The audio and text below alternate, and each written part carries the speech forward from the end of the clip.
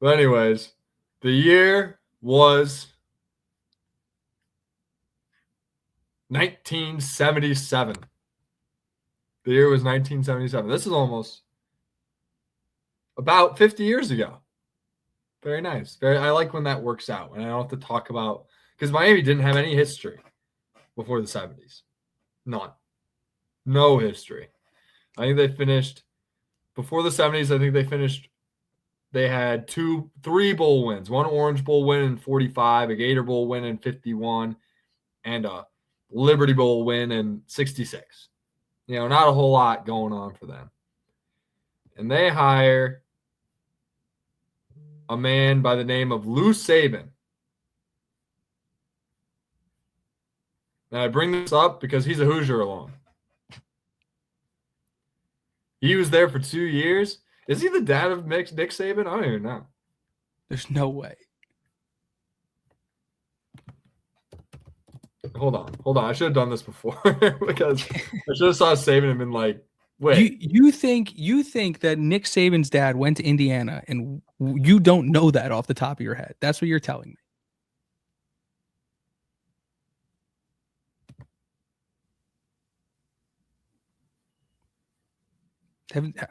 I mean, we've been talking about Indiana football for 2 years. Yeah, Nick Saban's dad went to Indiana. He's a 10th round pick. He went to Lyons Township up the road here in LaGrange, Illinois. Midwest boy. Anyways, just found out. Fun fact. Lou Saban, son of Nick Saban, went to Indiana. What a Nick Saban connection this game has. That is absolutely insane. Yeah. And Lou Saban was at Miami for 2 years, went 9-13 and got fired. So in 1979, Miami goes out and hires a man by the name of Howard Schnellenberger. Howard Schnellenberger, the OC of the Dolphins at the time. And Howard Schnellenberger turns this whole thing around. In 5 years, they go from bottom of the barrel, very similar to Indiana, not as bad, but basically as irrelevant as you could probably be as a football program. Maybe a few like good wins, good seasons here and there. It's the 60s, 80s. Like you're not even paying money. I don't even think they were paying money under the table for college athletes until like the 70s anyway. So like anything before that doesn't even matter. Right. So he comes in 5 years, goes 5-6 his first year, 9-3 Peach Bowl win, gets a little bit of momentum. That's when, the excitement really started going for Miami. 1980, they go to the Peach Bowl and they actually have a decent season, finish the season ranked 18. Then 81, they go 9-2. In 82, they go 7-4. And then in 83, they go 11-1, win the Orange Bowl. Unanimous AP and coaches #1 in the country, undisputed champ, Miami Hurricanes. 11-1. Unreal.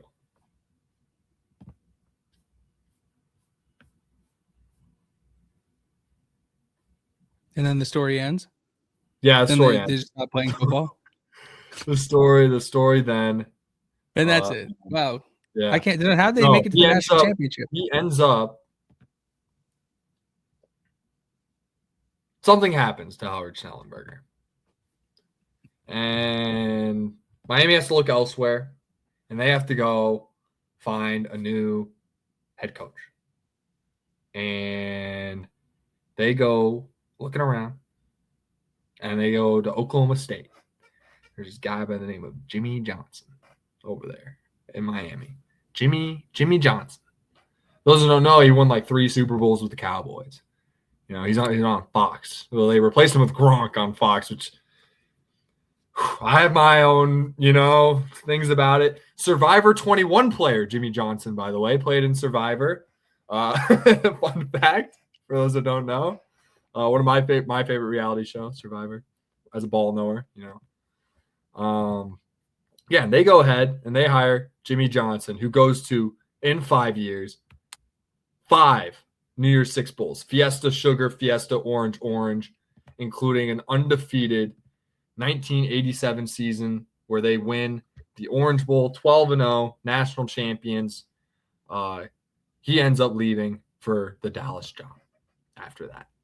They didn't win the championship in 88, even though they won the Orange Bowl. They were 11-1. They were the unanimous number 2 team in the country. He leaves for the Dallas Cowboys job.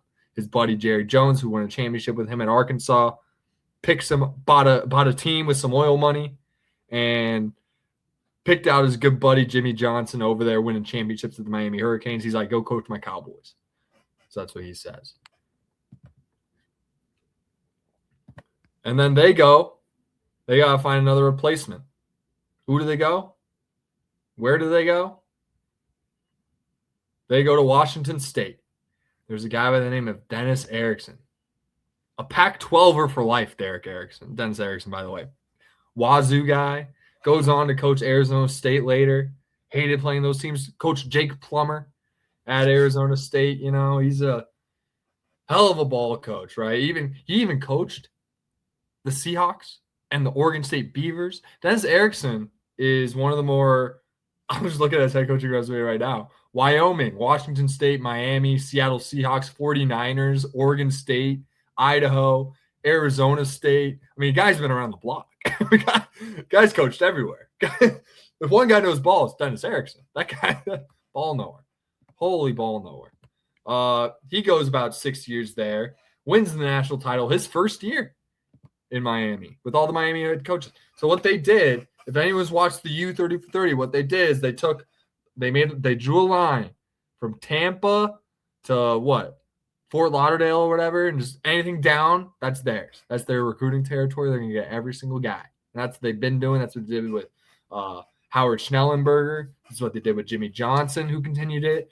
That's what Dennis Erickson continued, as he won 2 national titles in his first 3 years there, by the way.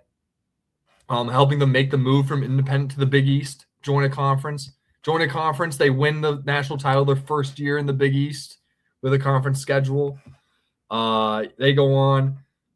So Dennis Erickson, I just mentioned Jimmy Johnson goes Fiesta, Sugar, Fiesta, Orange, Orange. Dennis Erickson goes Sugar, Cotton, Orange, Sugar, Fiesta, Orange, with 2 national titles in there. Like 11 years of just New Year's Six Bowls every year for 11 years. This is one of the greatest. We've done a lot of obviously Ohio State's was very impressive, but it comes from like a 10-year stretch of any team that we've done like a history lesson on. Like, it really doesn't get any better than like what Miami did in that Dennis Erickson, Jimmy Johnson era. Insane. And then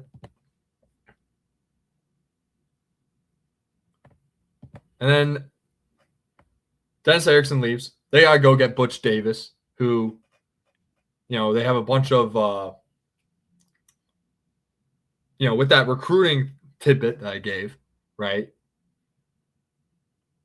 Then I mentioned, paying players under the table, Well, there was that whole thing about, the off the field stuff too with Miami. And that was probably the main catalyst of it, right? You have the off field stuff, and obviously you're cheating a little bit. Everyone's cheating a little bit. It's the 70s, it's the 80s. Everyone's trying to win in football, Everyone's starting to do that now. And, it all builds on itself, and they get sanctioned, right? And they got to go, and they have to fire Dennis Erickson. They go and get Butch Davis, who, had to kind of rebuild everything in the late 90s and didn't really find a ton of success. I mean, not to like they're like 9-3 every year. You know what I mean? Like, it wasn't like the same level that we just saw with Dennis Erickson and Jimmy Johnson.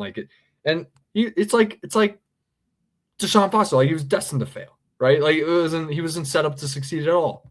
Doesn't win a natty in that weird, but does win 2 Big East championships. Wins the Sugar Bowl in his last year, and they got to go make it. And for those that wondering at home, Butch Davis, same guy that failed the UNC job 10 years later, same guy.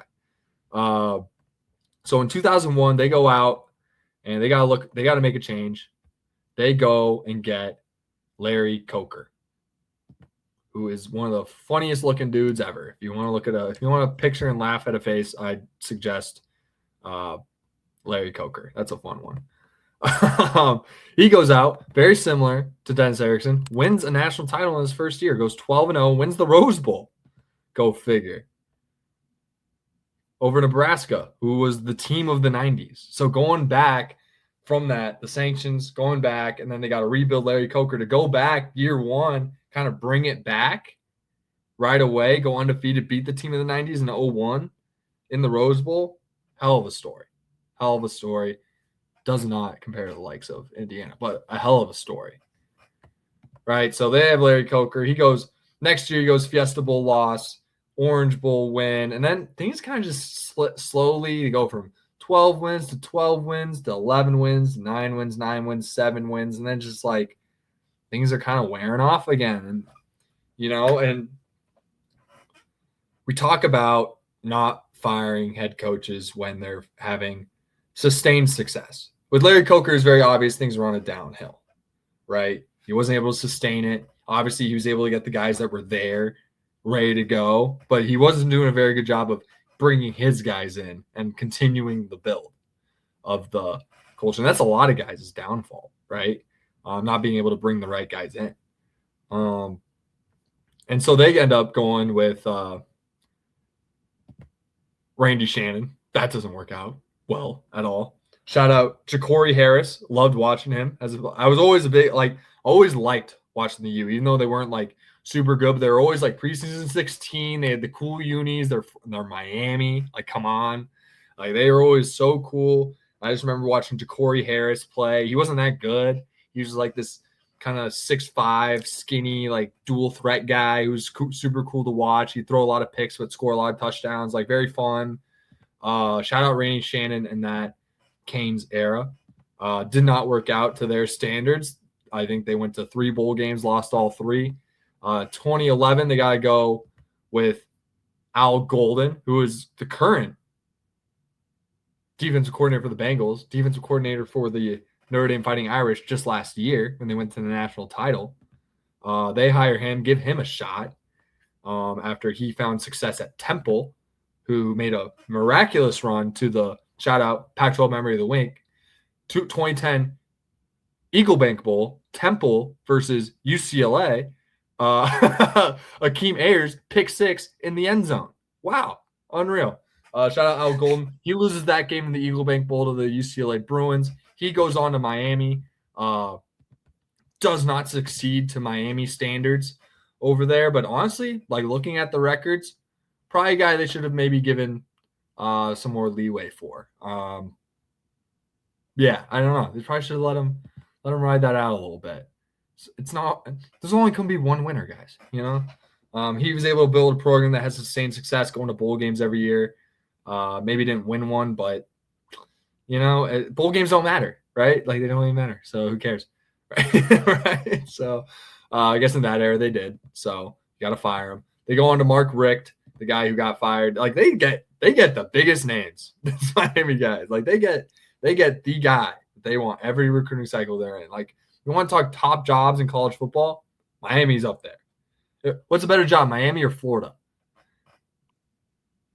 How is that even I know they basically had the same amount of success over the last couple of years. I know the Tebow kind of blip up, right? But you can argue like early in the 2000s that Miami's success cancels that out. But like, I mean, I've been to Gainesville. I know where Miami is. You know what I mean? I'm taking the Miami job all day. Yeah, they go with Mark Richt. He goes, goes 3 years, and then they're done with him. They go Manny Diaz, who's a hell of a coach, by the way. Manny Diaz, he's doing great work at Duke. Glad he was able to kind of find his own. Yeah, exactly. Like, these guys, like, they haven't missed a bowl game in decades. Miami, but either they miss a bowl game or they're ineligible for bowl games. It's really how they've been like since 1990. It's actually wild when you look back at kind of Miami and kind of the standards that they've set. And then they go back and they probably finally get the hire right. In 2022, they go out, get the Oregon guy. They were able to pull a coach from Oregon, which isn't that crazy. Miami's a great job. Like, it's not Oregon because you got Nike money, right? In the NIL era, like, I feel like that's a great job to have. But he goes home. Mario Cristobal played tackle for, I believe, Dennis Erickson or Jimmy Johnson. I'm not sure. or Howard Schnellenberger. One of those three. He played tackle back in the glory days of Miami. They bring him back as head football coach. I said he was having decent success at Oregon. They saw him as a Saban disciple, a guy that can come in and bring Miami back to prominence. And 2022, they went 5-7 first year. Whew. Got to be feeling the heat. That's the first time they missed a bowl game when they weren't eligible since 2007, Randy Shannon's first year. And before that, they didn't miss a bowl game since 1982. So, yeah, since 1982, they missed 2 bowl games. One of them was Randy Shannon, and the other guy was Mario Cristobal, year 1. Crazy. Next year they go 7-6, making progress, losing the Pinstripe Bowl. Last year they went 10-3, 10-2, and then lost in the Pop-Tarts Bowl to Iowa State, right? That was the Iowa State game. Yeah, to Matt Campbell, current Penn State head coach, Matt Campbell. And then it all culminates to this past year. Year 4 should be when all your guys are there. They were able to supplant some guys with the portal. Carson Beck is probably the first one that comes to mind. They come in preseason top 10, look the part, come out hot this year, beat Notre Dame, belt to ass to Florida State coming off an Alabama win. They were looking like the best team in the country the first 4 weeks of the year. Miami was this year. They were. And then they hit a little bit of a downturn. I believe they lost to Louisville, and they lost to some other shitty SMU team, a playoff team from last year. So honestly, we'll give them a little pass there, right? Like, it's not easy playing Sonny Dykes and the boys. It's not fun. So they go through that grueling ACC schedule, and they're able to make it out alive and just sneak into the playoff without even playing the ACC championship game because they had such a good start to the year. Like, they looked like one of the best teams in the country to start out the year. And before you know it, they beat Ohio State, and you're like, oh, that's the Miami team we saw the first 4 weeks of the year. Oh, they might be reeling back. They might be kind of rejuvenating their season. They might be saving their season. But they got an SEC school they got to face the next week. Doesn't matter. They're able to take care of them too.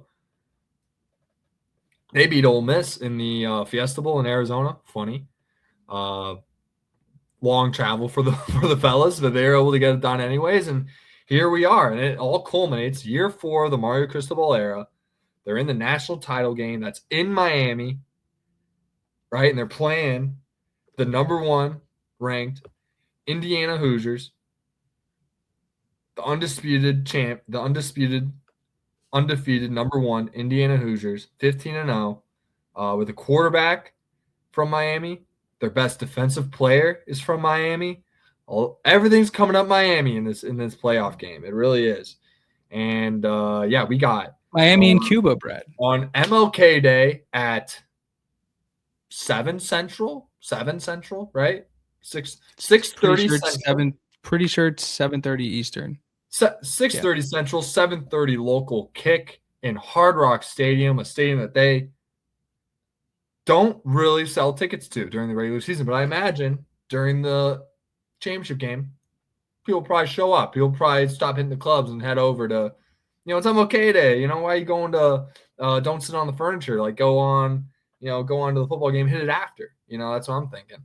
They got the Indiana Hoosiers ranked number 1. They got the number 10 Miami Hurricanes kind of finding second life within their season. And it's going to be a hell of a matchup. I don't know what the spread is. I believe the spread's 10.5. The spread is 8.5 on FanDuel, Brad. Opened at 7.5. Okay, cool.